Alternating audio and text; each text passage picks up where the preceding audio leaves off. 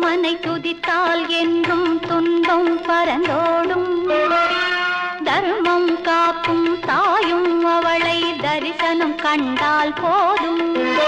துர்க்கை அம்மனை துதித்தால் என்றும் துன்பம் பறந்தோடும். தர்மம் காக்கும் தாயும் அவளை தரிசனம் கண்டால் போதும். கர்ம வினைகளும் ஓடும், சர்வ மங்களம் கூடும்.